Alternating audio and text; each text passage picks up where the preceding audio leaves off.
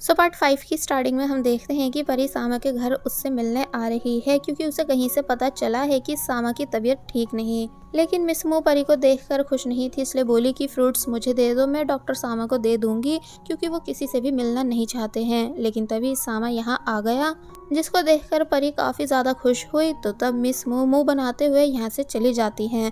फिर अब हम देखते हैं कि दोनों बैठकर बातें करते हैं। सामा बताता है कि अक्सर मैं ही पेशेंट्स को देखने उनके पास जाता हूँ, उनका हालचाल पूछने के लिए, लेकिन आज पहली बार कोई मेरा हालचाल पूछने आया है। तो तब परी कहती है कि आपने भी तो मेरा काफ़ी ध्यान रखा था जब मैं इंजर्ड थी, इसलिए मुझे खुशी हुई ये देखकर कि आपको मेरा यहाँ आना अच्छा लगा। दोनों ऐसे ही काफ़ी देर तक बातें करते रहते हैं, यानी अच्छे दोस्त बन चुके हैं। जहाँ सामा अपनी नज़र परी पर से हटा ही नहीं पा रहा था, तो वहीं परी भी काफ़ी ज़्यादा खुश थी क्योंकि अब वो भी सामा को लाइक करने लगी है। परी के जाने के बाद सामा म्यूजिक प्ले करके परी को याद करने लगता है कि हम कैसे कैसे पहली बार मिले थे और परी मेरी सच में कितनी फिक्र करती है। यानी कि यहाँ सामा बहुत ही ज़्यादा खुश होता है परी से आज मिलने के बाद। लेकिन मिस मो आई और बोली कि तुम्हें परी से दूर रहना चाहिए, मैं नहीं चाहती कि तुम फिर से पहले की तरह हर्ट हो जाओ। तो तब सामा कहता है कि परी और सबकी तरह नहीं है, यानी वो सभी से अलग है। उसको टाइगर किंग से डर लगता है, तब भी वो टाइगर के लिए शमन से लड़ रही थी, फिर बाद में टाइगर को देखने भी आ रही थी।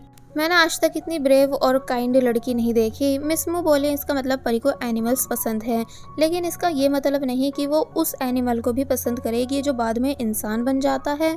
भूलो मत कि कनिंग के साथ क्या हुआ था और फिर तुम्हारी कैसी हालत हो गई थी, इसलिए मैं तुम्हारी फिक्र कर रही हूँ और चाहती हूँ कि तुम इस लव के चैप्टर को यहीं पर क्लोज कर दो, इससे पहले कि बाद में तुम्हें पछताना पड़े और बात बढ़ जाए और फिर तुम्हारी वापस से पहले जैसी कंडीशन हो जाए। तो तब सामा को काफ़ी ज़्यादा गुस्सा आया, इसलिए कहता है कि क्या आप ये कहना चाह रही हो कि मुझे सपने देखने, प्यार करने या खुलकर जीने का कोई हक नहीं? मैं बस यहाँ अकेला रहकर ज़िंदगी भर आप लोगों की ड्यूटी करता रहूँ, जबकि मैं आपके ट्राइब का नहीं हूँ और ना ही ऐसे जीना चाहता हूँ। लेकिन अब मैं यहाँ फंस चुका हूँ और आप लोगों की कठपुतली बन चुका हूँ। मैं क्यों बना हूँ ऐसा, मेरी क्या गलती थी? और फिर और भी गुस्से से पता नहीं क्या क्या कहने लगा और जब चला गया तो तब मिस मो को बहुत ही बुरा लगा एंड उनकी आंखों से आंसू भी आ चुके थे।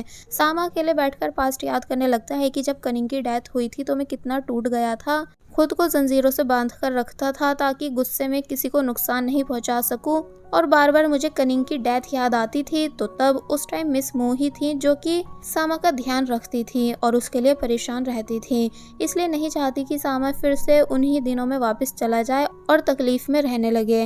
अब नेक्स्ट सीन में हम एक न्यू कैरेक्टर को देखते हैं जिसका नाम है टिचा, जो कि टाइगर किंग पर रिसर्च करने के लिए आई है क्योंकि मार्च ने टाइगर किंग से रिलेटेड इन्फॉर्मेशन आगे दी थी। लेकिन यहाँ टीचा की कार खराब हो गई, इसलिए मार्च टीचा को लेने आता है। टीचा ऑर्डर देती है कि मेरा लगेज भी उठाकर लाओ, तो तब मार्च ने ऐसा ही करा, यानी टीचा की हेल्प कराई। और जब टीचा अपने रूम में आ गई तो बताने लगी कि मैंने थाईलैंड के बहुत सारे टाइगर्स पर रिसर्च करी है, मगर कोई भी टाइगर इतना बड़ा नहीं होता है जितने बड़े टाइगर के फुटप्रिंट तुमने सेंड करे हैं, इसलिए मैं उस टाइगर से मिलना चाहती हूँ। मार्च हंसने लगा और बोला कि तुम तो ऐसा कह रही हो जैसे टाइगर किंग को तुम्हारा ही इंतजार था। वैसे भी अगर टाइगर किंग को तुम देखना चाहती हो तो रेड मून का वेट करो क्योंकि वो तभी बाहर आता है। टीचा कहती है कि भला ये कैसी बकवास हुई, मतलब कि रेड मून? और फिर मार्च पर ऑर्डर चलाने लगी कि मैं किसी भी रेड मून का वेट नहीं करूंगी, बल्कि हम दोनों मिलकर उस टाइगर को ढूंढेंगे। और जब चली गई तो तब मार्च को गुस्सा आने लगा कि ये कैसे मुझ पर ऑर्डर चला रही है, जबकि सभी को ऑर्डर देने का काम मेरा है। अब नेक्स्ट सीन में हमें सामा दिखाया गया जो कि परी से मिलने आया है और पूछ रहा है कि क्या तुम मेरे साथ बाहर घूमने चलोगी? परी मान गई कि हाँ बिल्कुल, और फिर सामा ने काफी प्यार से परी को हेलमेट पहनाया। और जब ये दोनों खुशी खुशी यहाँ से चले गए तो तब बाकी की दो टीचर्स इन दोनों को जाते हुए देखकर खुश होने लगती हैं, लेकिन बेचारे नोंथा का दिल टूट चुका था कि कैसे सामा परी को अपने साथ ले गया है। अब नेक्स्ट सीन में हम ट्राइब वालों की मीटिंग देखते हैं जहां मिस मू बता रही हैं कि डॉक्टर सामा परी नाम की लड़की को पसंद करने लगा है। तो ये सुनकर कालुंग का भी मुंह बना, साथ ही नोंथा को भी बुरा लगा। ओल्ड मैन बताते हैं कि टाइगर किंग की सोल सदियों से हमारी फैमिली में चलती आ रही है, जो कि हमारी आन बान शान सब कुछ है, यानी हमारे ट्राइब की पावर है। गलती से वो एक आउटसाइडर की बॉडी में जा चुकी है क्योंकि उस टाइम और कोई ऑप्शन नहीं था, और अब अगर डॉक्टर सामा का बेटा हुआ तो वो सोल उसकी बॉडी में चली जाएगी, जबकि हम ऐसा होने नहीं दे सकते हैं क्योंकि फिर ये राज आउटसाइडर्स में खुलने लगेगा। और अगर डॉक्टर सामा ने इस सोल को अपनी ही बॉडी में मार दिया, यानी आगे ट्रांसफर नहीं करा, तो तब भी हमारा बहुत नुकसान होगा। तो तब ये सब बातें सुनकर मिसमू कहने लगती हैं, तो फिर फिलहाल इस टाइम हमारे पास एक ही ऑप्शन बचा है कि हम डॉक्टर सामा को परी से दूर रखें और जैसा अब तक चल रहा है उसे चलने दें, क्योंकि कनिंग की डेथ के बाद डॉक्टर सामा टाइगर किंग के अगेंस्ट हो गए थे। तो तब ये बात और सभी को भी ठीक लगी। तो वहीं दूसरी तरफ हमें सामा और परी को दिखाया गया जो कि अच्छे से एंजॉय कर रहे हैं। खुली हवा में दोनों को ही काफी अच्छा फील हो रहा था, एकदम फ्रेश। फिर सामा परी को एक जगह दिखाने लाता है जहाँ ब्यूटीफुल फ्लावर्स थे एंड क्लैपिंग करने पर उनके अंदर से फायरफ्लाइज बाहर आ रही थी। तो तब ये सब देखकर परी को बहुत ही अच्छा लगता है, यानी कि वो खुश हो रही होती है। तो वही सामा बस परी को खुश देखकर खुश हो रहा था। नेक्स्ट सीन में सामा परी को वापस स्कूल के बाहर छोड़ देता है। परी सामा को थैंक्स करने लगी तो तब वो बोला कि अगर तुम्हें मेरे साथ घूमना अच्छा लगता है तो हम नेक्स्ट टाइम भी साथ में घूमने चलेंगे। परी मान गई और जब सामा चला गया तो वो काफी खुश नजर आ रहा था परी से मिलने के बाद। तो वहीं परी भी काफी ज्यादा खुश थी, यहाँ तक कि उसकी हार्ट बीट भी फास्ट हो रही होती है। दूसरी तरफ मार्च का दोस्त कह रहा है कि अगर गांव वालों को पता चल गया कि मिस टीचा उनके पवित्र टाइगर किंग पर रिसर्च करने आई है तो अच्छा नहीं होगा। तो तब मार्च कहता है कि तुम फिक्र मत करो, बस कुछ ही दिन की बात है, जब वो टाइगर किंग को देखेगी तो खुद डर कर भाग जाएगी। कि तभी टीचा की चिल्लाने की आवाज़ मार्च बोला कि देखा आखिर है तो वो एक लड़की ही। लेकिन जब ये तीनों टीचा के पास आए तो पता चला कि टीचा ने उस कॉकरोच को पकड़ लिया है एंड अब वो उसे फेंकने के लिए कह रही है। तो तब ऑफिसर मार्च डरने लगे उस कॉकरोच से, जबकि टीचा आराम से यहाँ से चली गई। वेल अब नेक्स्ट सीन में हम देखते हैं कि मिसमू एक बार फिर ओल्ड मैन के पास बैठी हैं और कह रही हैं कि मुझे सॉल्यूशन मिल चुका है, यानी हम कालोंग को डॉक्टर सामा के क्लोज लाएंगे। फिर जब इन दोनों का बेटा होगा तो टाइगर किंग की सोल वापस से हमारे ट्राइब में आ जाएगी। ओल्ड मैन बोले लेकिन किसी को खुद से प्यार कराना इतना आसान नहीं होता।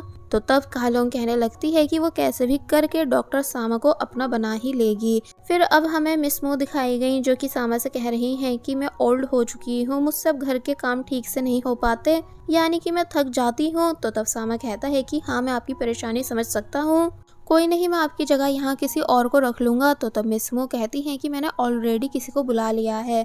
फिर तभी कालोंग आई जिसको देखकर सामा शॉक रह गया और कालोंग से पूछने लगा कि तुम्हें बैंडेज करनी आती भी है। तो तब वो कहती है कि आप मुझे हल्के में मत लो, यानी कि मुझे सब कुछ अच्छे से आता है। सामा वैसे तो ज्यादा माइंड नहीं करता क्योंकि वो कालोंग को पसंद नहीं करता है, ना ही उसे इन लोगों की प्लानिंग के बारे में पता है। तो कुछ जिस तरह मिसमू अपने मिशन में कामयाब हो गई। अब हमें ओल्ड मैन के पास नॉन्था को दिखाया गया जिसको ये काम मिला है कि वो परी के साथ ज्यादा से ज्यादा टाइम रहकर उसे डॉक्टर सामा से दूर रखेगा। तो तब नॉन्था बताने लगा कि मैं सच में मिस परी को पसंद करता हूँ, इसलिए मेरी एक्टिंग नहीं होगी और अब मैं और ज्यादा कोशिश करूंगा कि मिस परी सामा से दूर रहें। फिर तभी वो स्कूल में परी से मिला और अपनी दोस्ती परी के साथ और गहरी करने की कोशिश करने लगा ताकि वो उसे पसंद करने लगे एंड सामा से दूर हो जाए, इसलिए बहुत ही प्यार से बातें कर रहा होता है। लेकिन अब परी के लिए सामा को भुला पाना इजी नहीं है क्योंकि वो भी सामा को काफी ज्यादा पसंद करने लगी है। इसलिए जब रात में आज की फोटोज देख रही थी तो तब याद करने लगी कि कैसे वो सामा के साथ फोटोज क्लिक करा रही थी, साथ में दोनों कितने ज्यादा खुश थे। परी ने छुप छुप कर भी सामा की फोटोज क्लिक करी थी, इसलिए वो उन सभी फोटोज को सामा को सेंड कर देती है, जिन्हें जब सामा ने देखा तो वो भी काफी ज्यादा खुश हुआ, यानी उसे अच्छा लगा कि परी ने कैसे मेरी काफी सारी फोटोज क्लिक करी हैं। मिसमू जब किसी काम से यहाँ आई तो वो भी सामा की मोबाइल में फोटो देख लेती हैं, इसलिए हमेशा की तरह मुंह बनाने लगी और वही सब कहने लगी कि आपको परी से दूर रहना चाहिए। तो तब सामा आराम से कहता है कि क्या आपको याद भी है कि लास्ट टाइम मेरी फोटोज कब क्लिक हुई थी, यानी काफी टाइम बीत चुका है।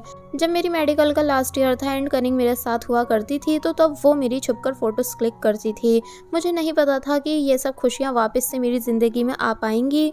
तो तब मिसमू बोली तभी तो मैं आपको समझा रही हूँ, यानी परी भी कनिंग की तरह आउटसाइडर है जिसकी वजह से लास्ट में आपको तकलीफ पहुँचेगी, मेरे सिवा आपको कोई भी अच्छे से समझ नहीं सकता। तो तब इस बात पर सामा को गुस्सा आ गया कि एक तो आप पहले ये कहना बंद कर दो कि आप मुझे समझती हो, क्योंकि अगर आप मुझे समझती होती तो आपको पता होता कि मुझे एक मॉन्स्टर की तरह जीना पसंद नहीं। मैं बहुत अकेला था कनिंग के जाने के बाद, लेकिन अब जब से परी आई है अब सिर्फ वही मेरी खुशी की उम्मीद बन गई है, जिसे मैं किसी भी हाल में खुद से दूर नहीं जाने दे सकता हूँ और सच में परी को पसंद करता हूँ। तो तब मिसमू चुप हो गई।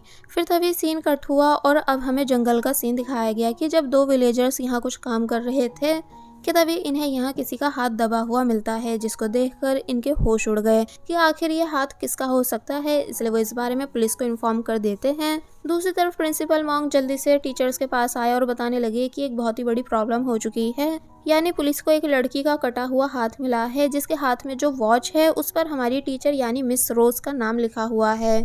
पहले मुझे लगा कि पुलिस को कोई मिसअंडरस्टैंडिंग हो गई होगी, लेकिन जब मैंने मिस रोज की उस फ्रेंड को कॉल की जिसके घर मिस रोज जाने वाली थी, तो उस फ्रेंड ने मुझे बताया कि मिस रोज अपनी फ्रेंड के घर पहुंची ही नहीं है। तो ये सुनकर वो तीनों टीचर्स बुरी तरह शॉक रह जाती हैं कि आप ये क्या कह रहे हो, यानी ऐसा कैसे हो सकता है।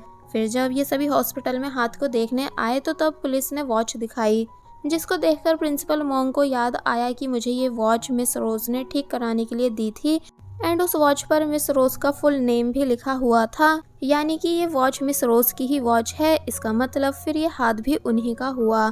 जो बात प्रेजेंट में बाकी दोनों टीचर सुनकर बुरी तरह रोना शुरू कर देती हैं कि आखिर कौन मिस रोज को जान से मार सकता है, जबकि मिस रोज की तो किसी से दुश्मनी भी नहीं थी। बाहर चीफ भी आ चुके थे एंड टाइगर किंग पर इल्ज़ाम लगाना शुरू कर देते हैं कि ये सब उस टाइगर किंग ने ही करा है। प्रिंसिपल मॉन्ग कहते भी हैं कि नहीं, टाइगर किंग कभी बेगुनाह लोगों को जान से नहीं मार सकता, बट चीफ किसी की सुन ही नहीं रहे थे कि तभी टीचर आई और कहने लगी कि मैंने हाथ को क्रॉस चेक करा है, जिसे चेक करने के बाद यही प्रूफ हो रहा है कि उस हाथ को किसी टाइगर ने नहीं काटा है, बल्कि किसी शार्प नाइफ से काटा गया है। चीफ गुस्सा करने लगे कि तुम बेवकूफ़ हो और जो मैं कह रहा हूँ वही सच है। तो तब मार्च बताने लगा कि आप जिस लड़की को बेवकूफ़ बता रहे हो वो टाइगर की स्पेशलिस्ट है एंड थाईलैंड के टॉप रिसर्चर्स में से एक है। तो ये सुनकर चीफ चुप हो गए, यानी समझ जाते हैं कि यहाँ तो मैं ज़्यादा बोल नहीं पाऊंगा, इसलिए अब गाँव वालों को ही भड़काऊंगा। परी को भी इस बारे में इन्फॉर्म कर दिया गया कि जो हाथ मिला है वो सच में मिस रोज का ही निकला। तो ये सुनकर वो भी सदमे में चली गई कि आखिर कौन मिस रोज के साथ ऐसा कर सकता है। तो वहीं सामा के घर पर भी यही सब डिस्कशन चल रहा था कि कैसे कैसे एक टीचर का हाथ मिला है एंड चीफ टाइगर किंग को फंसा रहे हैं, जबकि स्पेशलिस्ट ने बताया है कि हाथ को शार्प नाइफ से काटा गया है। नोंथा बोला पक्का इस काम के पीछे चीफ हैं, वही ये सब करा रहे हैं। तो तब सामा बोला कि अभी तक चीफ अपने मतलब के लिए हंटर्स का यूज कर रहे थे, लेकिन अब वो निर्दोष लोगों को भी जान से मारने लगे हैं। वो और भी लोगों को नुकसान पहुंचा सकते हैं सिर्फ टाइगर किंग की इमेज खराब करने के लिए, ताकि पूरा विलेज टाइगर किंग के अगेंस्ट हो जाए। इसलिए हमें चीफ को रोकना ही होगा, इससे पहले कि अब वो किसी और को अपना शिकार बना सकें। और बस फिर इसी सीन के साथ ये पार्ट यहीं पर एंड हो जाता है। There was a time when you had me falling to the ground. For next part, please subscribe my channel and hit the bell icon. Thank you. Whoa.